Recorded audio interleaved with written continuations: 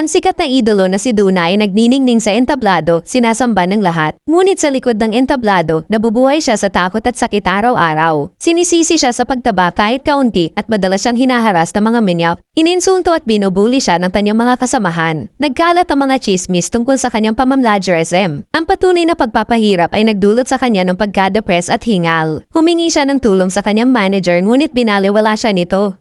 Para sa kumpanya, isa lamang siyang kasangkapan para kumita ng pera. Sa kanyang muling konsyerto, pagod na pagod si Duna, tumalon siya sa entablado na nagtapos ng kanyang karera. Pagkatapos nito, nagtago siya sa kanyang apartment na mumuhay ng malungkot at walang kabuluhan. Isang araw, isang estudyante sa kolehiyo na nagngangalang Won Jun ang lumipat sa kanyang gusali. Magalang siyang bumati kay Duna, ngunit binaliwala siya nito.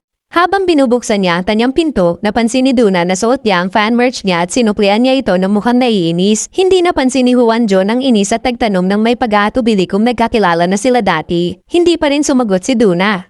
Nahihiya si Juan John at mabilis na pumasok.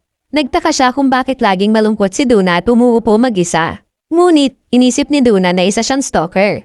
Kinabukasan, hinaran siya ni Duna at tinanong kung miloloko ba siya nito. Pagkatapos ng ilang sandali, naalala ni Juan John na sikat siyang idolo. Naging kumbinsido si Duna na isa siyang tagahanga na nag-stalk sa kanya. Nagbuga siya ng usok sa kanya at muntik na siyang masunog ng sigarilyo nito. Sinubukan ni Juan John na ipaliwanag na hindi siya tagahanga, ngunit hindi siya pinaniwalaan. Nangako siyang hindi na siya titingnan at nagbadaling umalis. Kalaunan, nagtungo si Juan John sa isang tutor job interview na naging matagumpay. Pauwi na siya nang makita niya ang crush niya noong high school na si Jingjo. Nagkataong pareho sila ng universidad. Habang naghihintay ng boss, nagsimulang umulan ng niebe. Ibinigay ni Juan John ang kanyang scarf kay Jingjo at sinabi niya na kasing bait pa rin siya tulad noon. Pagkaraan ng ilang araw, sinubukan ni Jingjo na isauli ang scarf, ngunit aksidenteng nasabit ang kanyang hako. Maingat si Juan John na tinulungan siyang kalasin ito. Nagkatitigan sila at bumilis ang tibok ng puso ni Juan John. Pagbalik niya sa apartment, nakita niya si Duna na nakaupo mag-isa sa tabi ng pinto, tsinelas lang ang suot. Nag-alala si Juan John na baka ginawin siya, ngunit pagkatapos ay narinig niyang humihikbi ito. Nang hindi niya alam ang gagawin, biglang tumayo si Duna at galit na nagbabala na huwag na siyang pumanta o babasagin niya ang kanyang ulo. Bago pa makakilo si Juan John, nahimatay si Duna.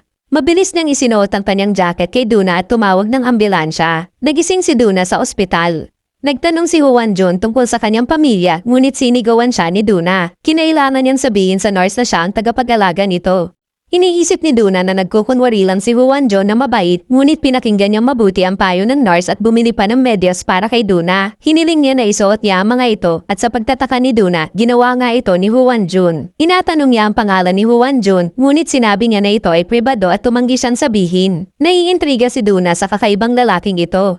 Kinabukasan, tumawag ang kaibigan ni Juan John at nagtanong kung naninigarilyo ba siya. Naamoy daw ng employer ang usok sa kanyang scarf at sinibak siya. Nalungkot si Juan John at na-realize niya na ito ay dahil kay Duna na nagbuga ng usok sa kanya. Habang kinukuha ni Juan John ang isang pakete, tinawag ni Duna ang kanyang pangalan at inanyayahan siyang kumain ng almusal kasama niya. Napansin ni Juan John na nakaupo siya sa kanyang pakete.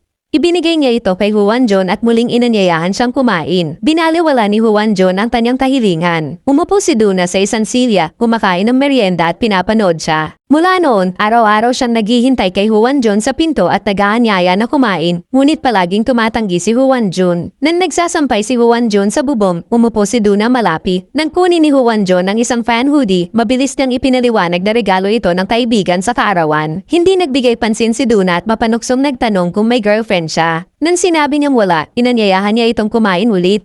Nag-alinlangan si Juan John ng 2 segundo at pagkatapos ay matapang na nagtanong kung gusto ba siya ni Duna. Tumawa ng malakas si Duna at sinabing hinding-hindi niya ito magugustuhan. Medyo nasaktan si Juan John, ngunit sinabi ni Duna na gusto niyang maging magkaibigan sila. Bago siya makasagot, sinabi ni Duna na gusto niyang mag-wish sa pagsikat ng araw. Sa sikat ng araw, mukha siyang mas maganda at naakit si Juan John. Matapos mawala ng trabaho bilang tutor, naglagay si Juan John ng mga flyer para sa part-time na trabaho. Isang gabi, nakita niya na pinunit ang kanyang mga flyer at agad siyang nakatanggap ng tawag. Natuwa siya, akala niya ay galing sa employer, ngunit lumingon siya at nakita niya na kalokohan pala ito ni Duna. Tumawa ng mayabang si Duna, ngunit nagalit si Juan John.